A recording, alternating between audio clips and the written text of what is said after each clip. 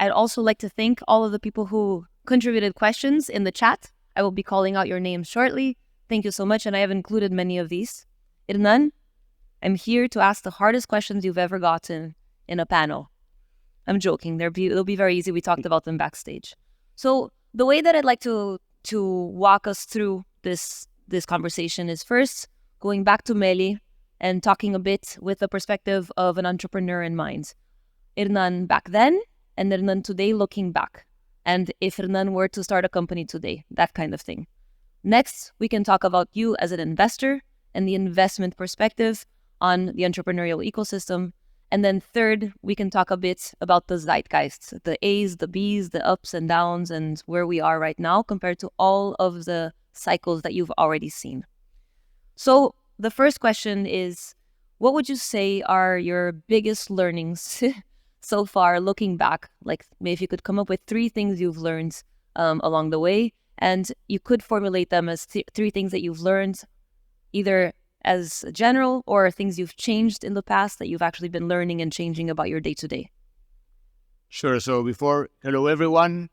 Pleasure to be here. Thank you for the invitation and congratulations on the event. It has been amazing. Really great to see so many entrepreneurs, so many aspiring entrepreneurs here. We had several meetings throughout the event yesterday, some coming today. So congratulations on it. Going into your question, 3 things that I learned and I wish I had known before.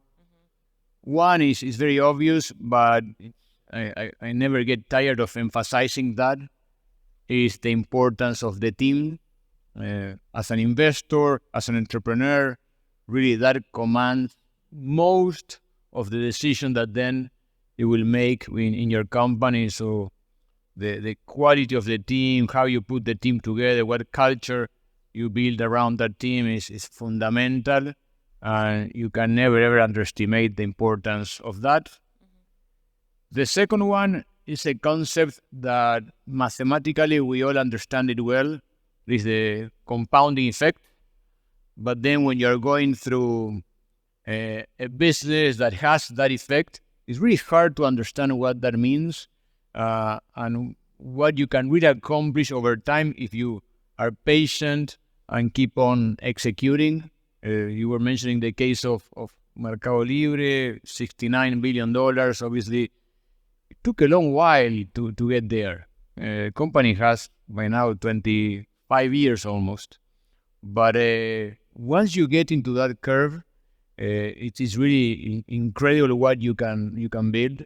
And then as an investor, also the same thing, right? If you wait, once you see that the engine is working, what you produce a year is probably more than what you produced 10 years before that one, right? And then if you wait another year, it's more than what you produced in that prior year. So really the effect of that compounding is very important. So if you're in the technology industry, I think it's something to have in mind as an entrepreneur, because sometimes you're facing the decision, should I sell, should I not sell?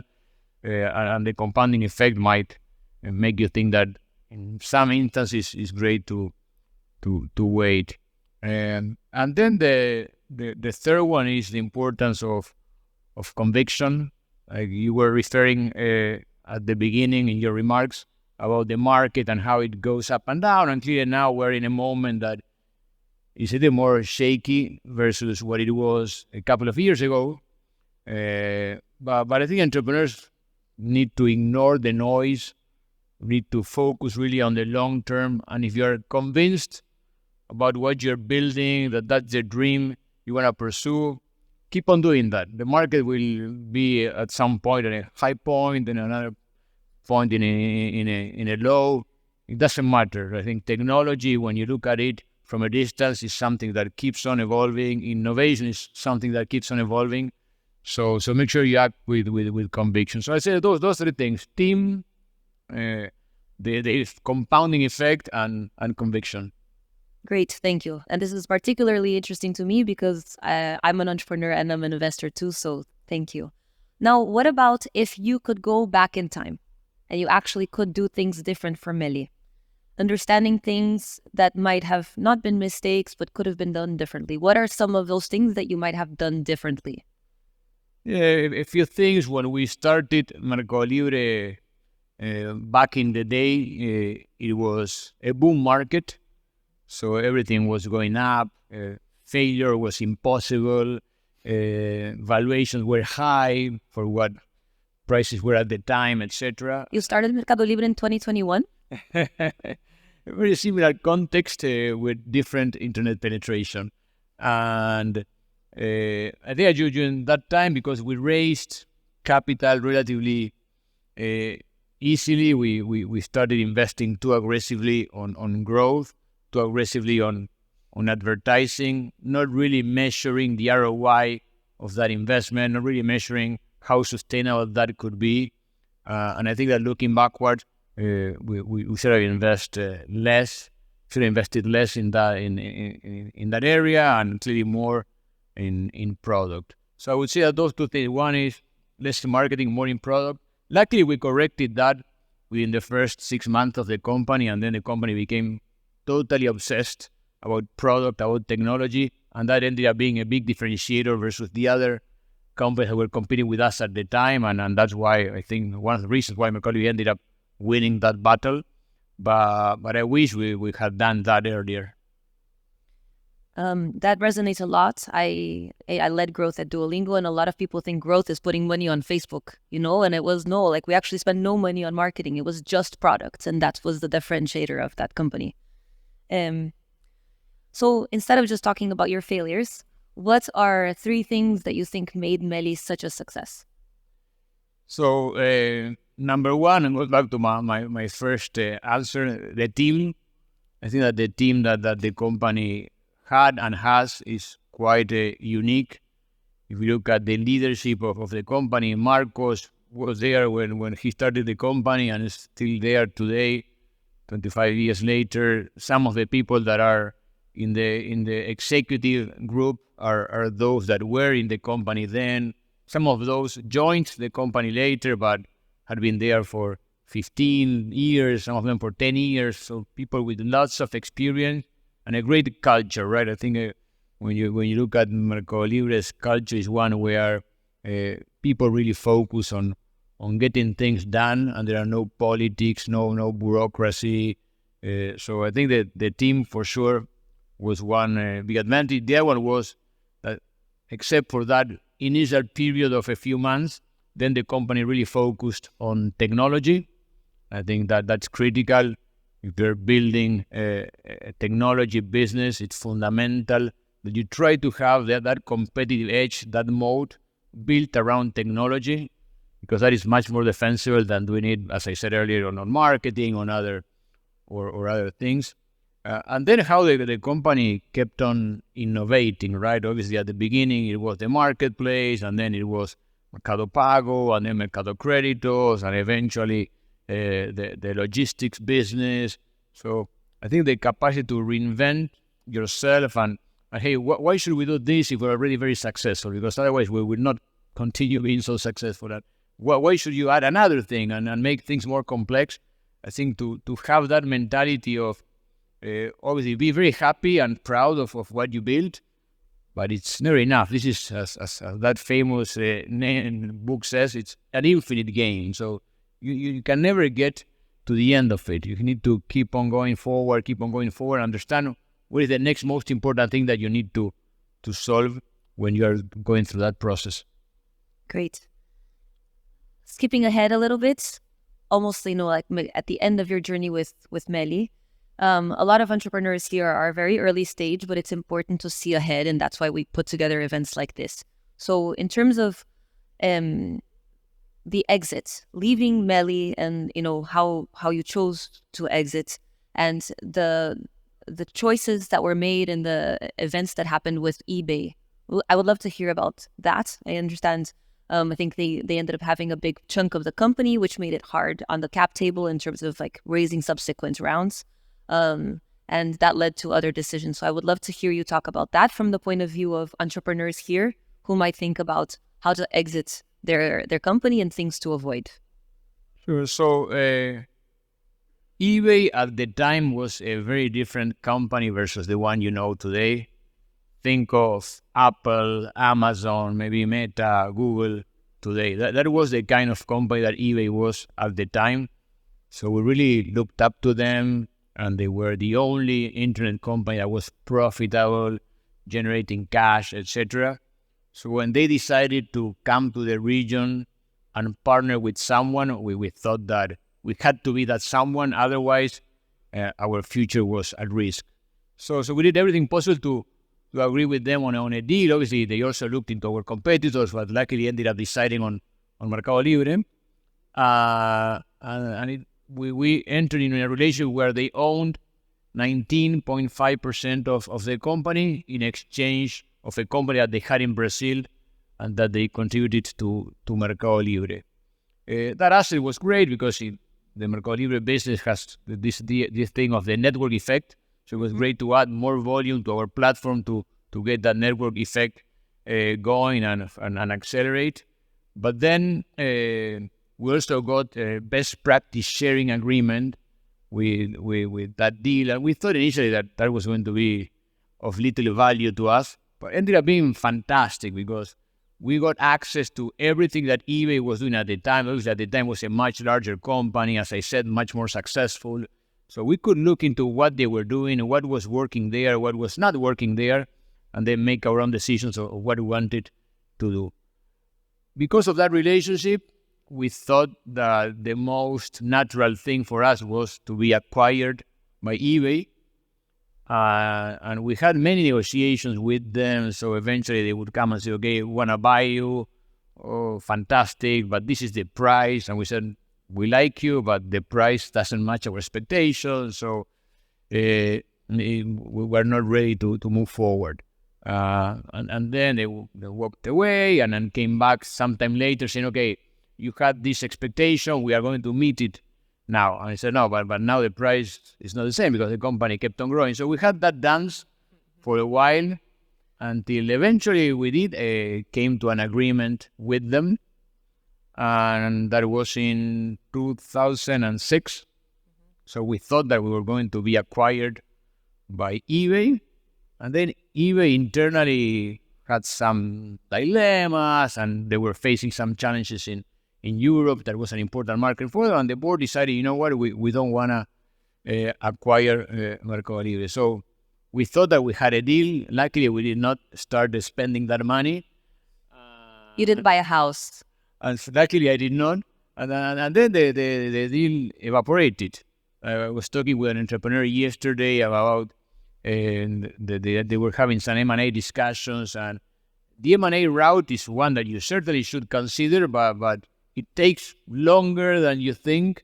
And chances of converting that into a closed deal are not high. In this case, it was a company that we knew for 5-6 years. We had personal relationship with all the executives.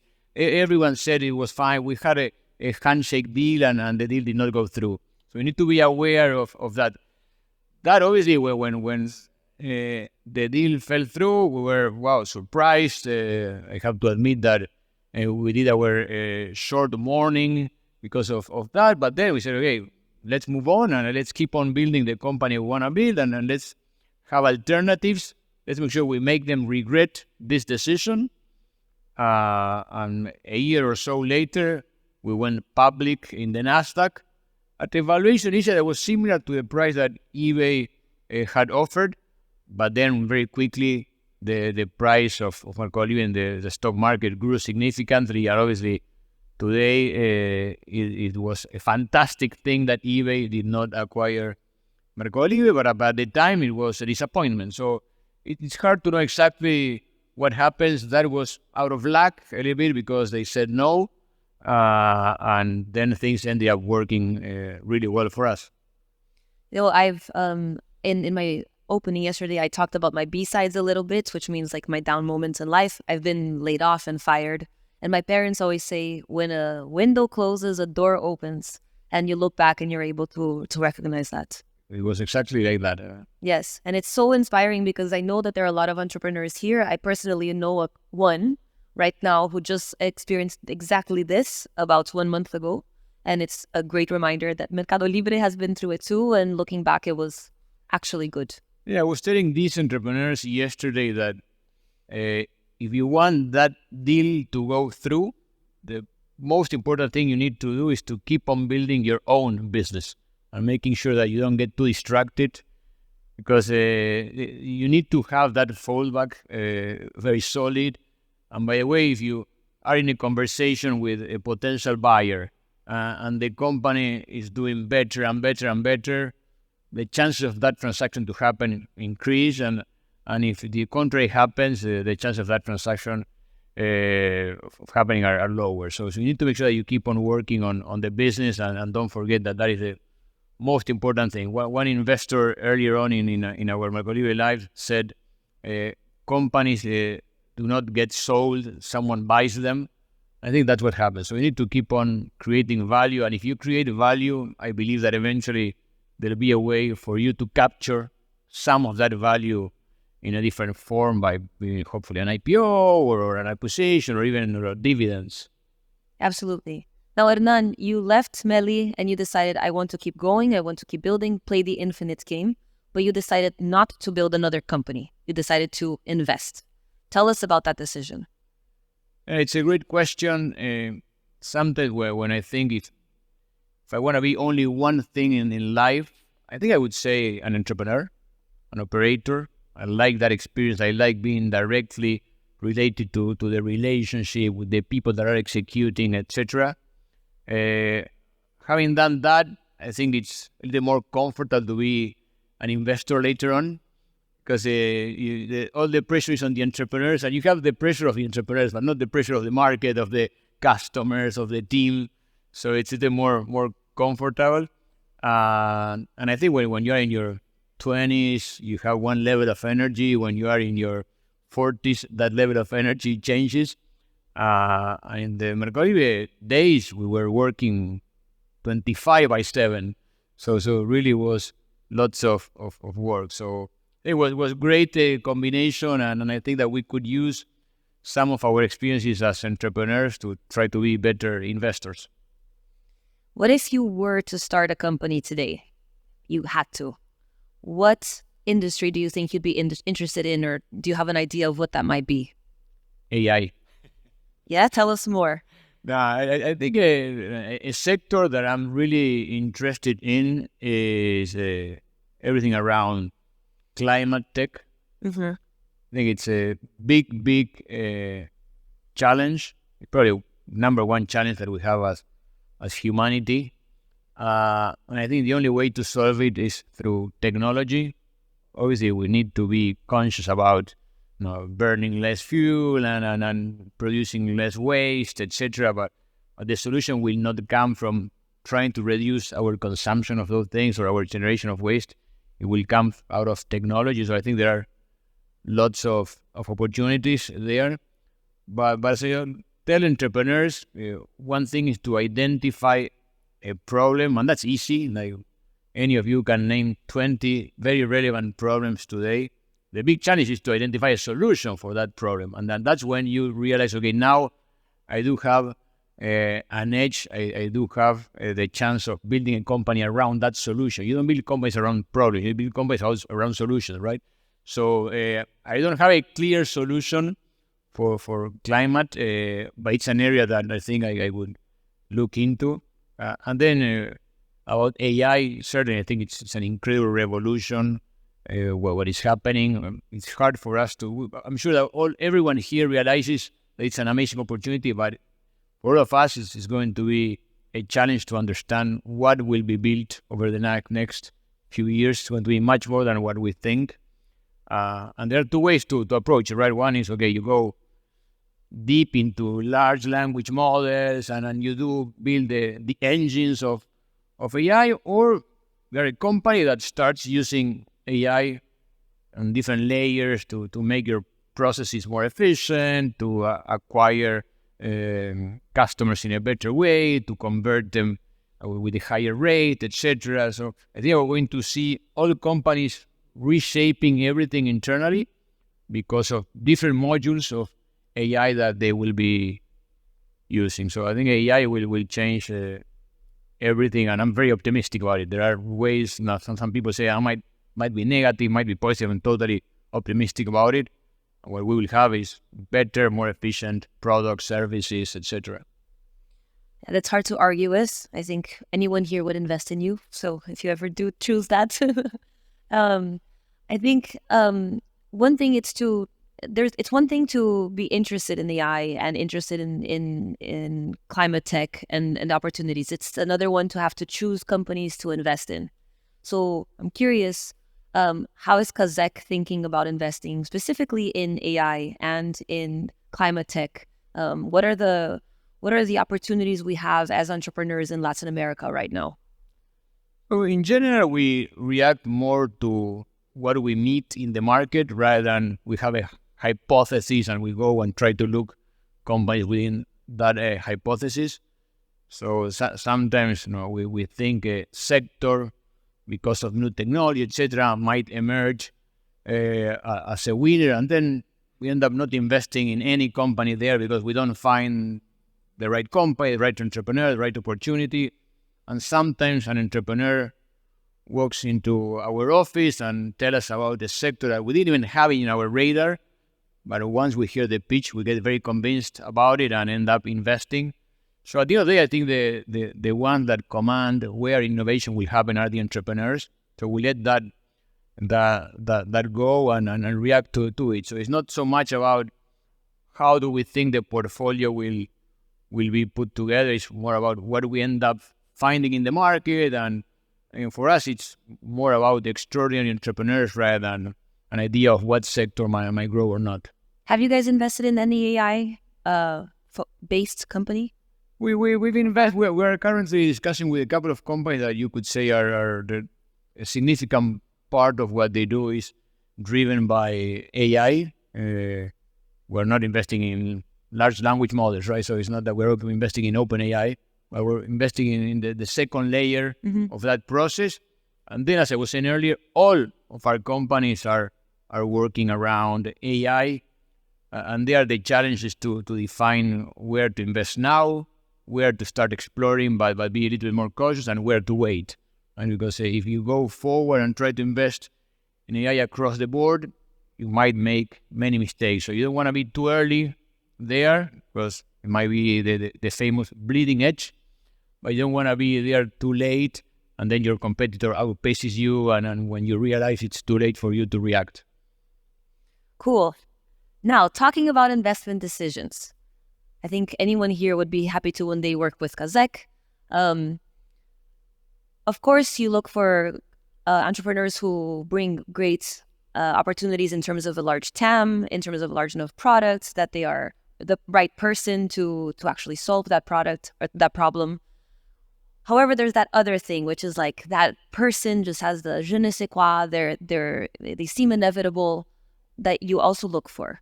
Can you tell us more about what are the characteristics that you think make an entrepreneur really interesting for investment opportunities? Yeah, obviously everything you said is there, so check. Yep.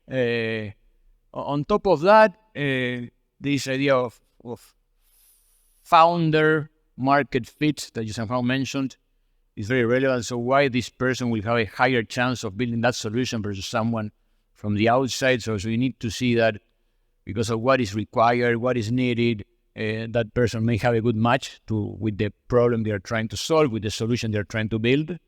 Then leadership is very relevant, and leadership can be defined in many ways, but the way we think of leadership when we look into an entrepreneur is the capacity to convince others to make your dream theirs, right? And that's something that it's very important, because when you're an entrepreneur, maybe it's you or maybe you plus a couple of co-founders. So it's a really, really small team, and that team needs to convince lots of other people to join. They need to convince investors to join. They need to convince clients to join. And the right way to do it is by convincing others that what you're pursuing is their dream. And they make that dream really what they want to build in life. And that culture is very real. So entrepreneurs that can do that is fundamental for this process. Then obviously you want people that are somehow product focused. They might be engineers or they might not be, but we want entrepreneurs that are product focused, or the basic of honest people that open, that share bad news first, and those kind of things are very relevant. And I think that is very important also in this process is you want entrepreneurs to be very convinced about what they're doing, what they're building, a little bit stubborn, if you will, but at the same time you want entrepreneurs to listen, right? And sometimes when you find someone that listens too much, maybe that person is not so convinced and is waiting for you to tell him or her what to do. And sometimes when you find someone who is very stubborn, they don't listen at all. And I think that great entrepreneurs are the ones that listen, and then they pay attention to 10% of what they listen and end up executing 90% of what they thought. But that combination is very important because nobody gets it 100% right. But you need to be convinced because to be a good entrepreneur, you need to be a little bit of a contrarian.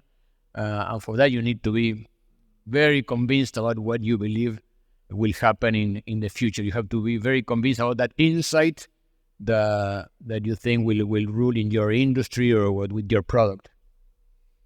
And what about the opposite? What are some things that you see commonly that entrepreneurs do when they're trying to pitch Kaszek that's like an obvious, this is not going to work out. This is like a faux pas.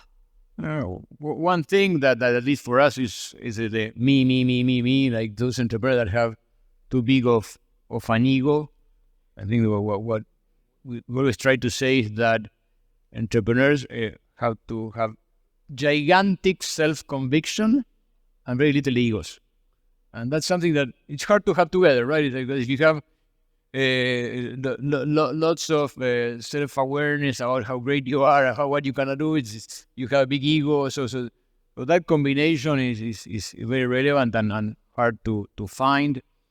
Then talking about exits, if you feel that the goal of the entrepreneur is to exit the business, to get a financial return out of it, that's not what you want. You want more the romantic story that person is really passionate about what he or she is building and why they are trying to solve that problem, etc. If it's a financial decision, it's probably a poor financial decision because the Excel doesn't work. Like chance of success are like this. So most likely that you will fail or that you will face at some point a big challenge. And if you're doing it because of the financial return, when you hit one of those low points, you tend to basically leave. And that's when you have to double down. And those entrepreneurs that can go through those tough periods are the ones that end up building something big. So those are some of the things that we try to avoid when we see in an entrepreneur. Speaking of financial returns, since you're an investor, one question that I got from the audience via WhatsApp was, entrepreneurs, basically, they put all of their chips in one thing. Like, that's their life opportunity. And of course, they want to solve a problem that's bigger than them, but they also hope that this is where they're going to strike gold. Investors are a lot more about diversifying because you have a portfolio and, of course, you want all of your entrepreneurs to succeed. But if one doesn't, it's okay if another one does. Do you have any advice for founders from a financial perspective in terms of diversification of their assets? Well, I think at the beginning, you need to be single-focused, single-exposed. When there are two things. One is value creation, and the other one is value preservation, right? If you're an entrepreneur, you need to be very focused on value creation.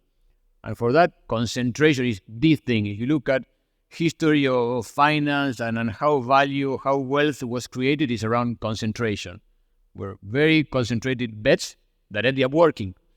Once you create wealth, then you start working about diversification and other things, and then that's when preservation plays in. So the entrepreneur needs to be very focused on value preservation. And so for the first few years, until the company is really a company, I think you need to be entirely focused there. Once you realize that you build something, and that something has some value, and you start kind of having a dilemma there, because on the one hand, you have all the eggs in one basket, and that basket somehow is worthy because you build something, but you know that there's significant upside there, and you start having conversation with the investor, and the investor say, no, go big or go home, right? It's like, no, but I'm already relatively big, and for me this is relevant. So we started having those discussions. I think it's fair to try to agree with the entrepreneurs to do some secondaries for them. So they started kind of, okay, I'm relieved because I left most of my wealth there, but I took out something that I did say. It's not that I'm going to be a billionaire, but I'm comfortable with this, so I will keep on playing the game long term versus having everything there, and then when there's a small risk, you become afraid of it because you don't want to lose that, and instead of really pushing forward, that is what entrepreneurs need to do, you start kind of hesitating, and when you start hesitating, that's when things don't work, right? So I think it is totally fair at some point, and then that is subjective, when is the right, not too early, not too late, to try to align incentives with investors, because as you well said, investors have a diversified portfolio.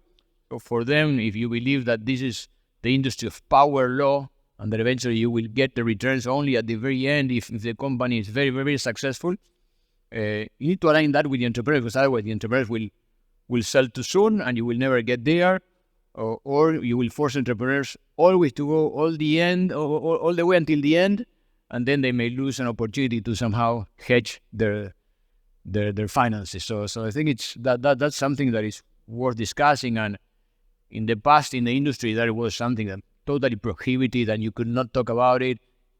Eventually, it became something too normal, and you were in a Series A, and entrepreneurs were getting secondaries. I think that's not healthy.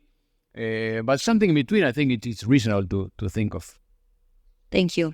And Hernan, we have 3 minutes left, and I would love to talk to you about the moment that we're in. Like, as everyone must know, you've been through the .com bust, the economic crisis of 2009, and everything in between. And we're in a bust right now. How would you see this moment as compared to the previous ups and downs, and how would you look at the opportunity in the next 10 years from a more macro perspective, thinking especially as an entrepreneur, but also as an investor? Yeah, I think in terms of market behavior, the moment is very similar to all the other swings that we've seen in the market, because what happens typically in the market is that because of a new technology, because of a particular situation, we all become very optimistic, and we think that things will only grow, that plans will be accomplished, etc., and that commands some irrational behavior about everything is possible, price doesn't matter because the upside is infinite. And then eventually someone starts realizing that maybe we're exaggerating a little bit, and start hesitating and starts moving chips off the table. And when that starts to happen, the whole market suddenly realizes and moves to the other extreme, that is, nothing will work, and technology we will not create any value, and there's no price that justifies investing in this idea, and you go to the other extreme, and that happens. Obviously, reality is always in the middle. So as an entrepreneur, you need to realize that reality is always in the middle. So when you're in a boom, do not get too excited. Try to raise capital, but manage it in a smart way so you can last for a longer period of time. When you're in a very negative situation, try to somehow look forward and know that will not last forever. It will be a semester, it will be a year, it will be 2 years, but not forever. But that doesn't mean that things will be fair, right? This is a market in general is very Darwinian, so lots of people compete, but then very few make it to the end. So sometimes you have the right company, the right idea, you raise some capital, start executing, and then when you were planning to raise a new round, the cold market hits you. And even if your idea was fine and you were showing some progress, etc., you don't get financed and your company dies. And you can say that was unfair because you had a good idea and things were working, but the market did not help you. So that happens sometimes. What you see is companies get financed in those very optimistic days, and then when you look back at those companies, you realize that company shouldn't have existed. and it didn't make any sense. So the market, when it's positive, it gives opportunities to many that maybe did not deserve it. When the market is negative, maybe the market ends up killing some company that did deserve to exist, but because of timing, could not make it. So that's the important thing. Is like luck and timing is very relevant in this industry. It's not only about having the right idea, right, but everything needs to be somehow in the right moment with the right scenario around you. So, but I think the market, the big difference that you have today versus the past is that today critical mass is there. Mm-hmm. When we started Mercado Libre 25 years ago, there was no market. So we really had to wait until the market developed to eventually show that we had product market fit. I think that today any company that has product market fit can be profitable within a very short period of time. So there are fewer things that you need to prove today because the market is there and you will get clients and you will get revenues if you have the right value proposition. But still, the ups and downs are there, and this is an industry where you are always investing for the future. Mm-hmm. So you need capital to build that future before you become profitable. Thank you, Hernan. This has been a pleasure. Thank you for making time out of your day. Thank you for coming. Thank you, Gina. Thank you, everyone.